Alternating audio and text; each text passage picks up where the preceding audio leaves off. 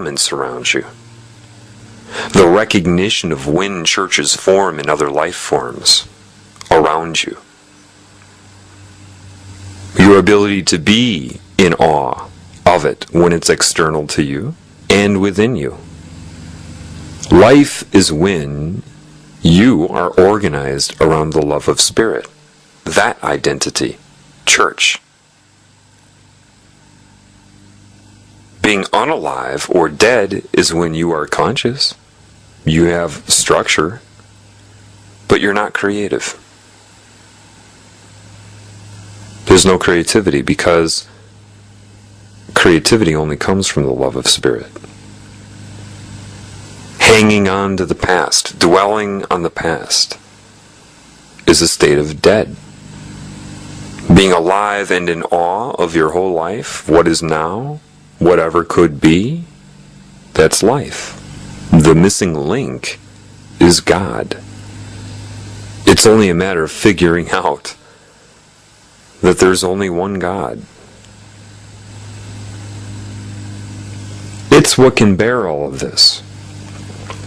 You exist because it wants to love you. It extends free will, and things happen because of that. But it's always there to correct it.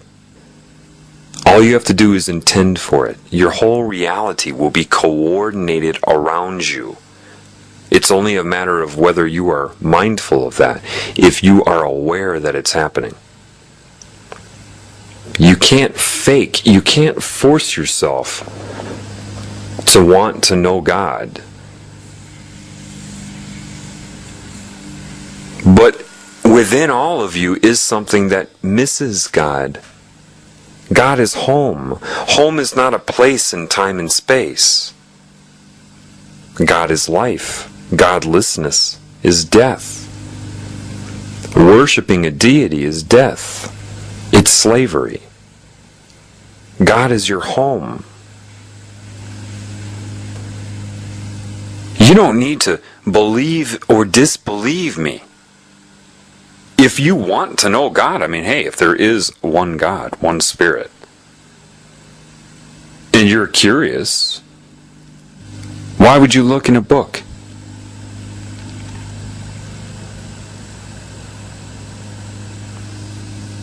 In your life, perhaps maybe you've played around with what I told you in phase 3 now, and you might begin to observe something. That lesson was intentional. Whatever you're worried about, you ever notice how that manifests in cues back to you from life? Whatever you hope for, whatever you want, your mind ripples out there and life responds to your mind as well. And that will be conflicting. However, when Spirit innervates you, it's completely different. Your mind may be projecting out there and you're getting a reflection of your projection from other consciousness. But if your mind is open to knowing the Spirit, your spirit will ripple out there and it will take priority. It's only a matter of your mind being open to it. That's it. If you know you're being taught, and every single one of you will be taught right now, it's always ready. It is only a matter of whether you are ready. If you want God to repair you, that doesn't mean that you need to know what's wrong with you. It will begin to show you with your reality. Listen to the songs that seem to play when you come into this establishment or that establishment. What billboards happen to catch your eye in any given moment as opposed to other ones? What are people saying around you? Remember, this is a template of existence. It is the world of the symbolic. The Spirit will begin teaching you right now. It always has been, but if your ego is in denial of it, you ignore it. You're ignorant of it. You follow your ego, your mind, in this endless labyrinth of insanity. When Spirit commands your mind and creates that church within you, and you're not under control when that happens, that's when you feel alive.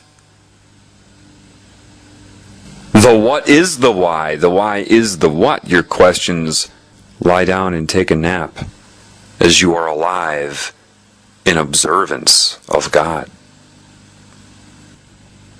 You know as you sit what you think is by yourself and alone and maybe lonely. When you open up the innervation of the Spirit into your reality, you're not alone.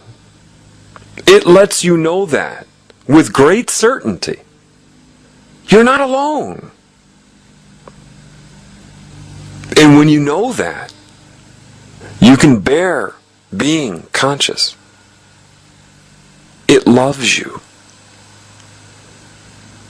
The show Andy Griffith is kind of a story of spirit. With Barney Fife, Andy would metaphorically be the spirit, right? And Barney Fife is a polarized, ego-driven person who suffers from extreme negativity and extreme elated positivity. Creates a role for himself that's elated and overly positive. Andy is the spirit, laughs at that and allows that, but tries to bring him back into balance and always makes him feel like he has value. Never wants to embarrass him. Lets him think that he's done something that he hasn't done. And there are things that he has done as well, and gets the same acknowledgement for it. The protection of his own self-esteem. I feel like Barney Fife sometimes. I know that sometimes my positive ego becomes elated in my life and I think I'm accomplishing things that I'm not, and the Spirit just lets that go, of course. It has no desire to embarrass me. But there are other things that I do that are incredible that it knows of. What is the difference? One is an identity involving spirit, where I am going along for the ride and so is it in this expression, and the other is ego-driven. It has no desire to embarrass me when I get things wrong, because the meaning is to have awe. People will spend their whole lives, some trying to become, quote, enlightened. That's just a formulation of your own prison. The Dharma? That's Wonderland. That's the rabbit hole. All you're doing is changing your experience of the template. There are no answers there. Which is why some of these people experience the abyss. If you want to be enlightened, just know that God loves you and everything you see. When you know that, then you know the meaning. When you become involved with that and see that it doesn't matter how calloused someone's ego is, underneath them is a child that wants to be loved. It's funny, like, I see how the Spirit coordinates all these things. And I recognize when it puts me in a role. Like, I was walking along a path on a lake yesterday,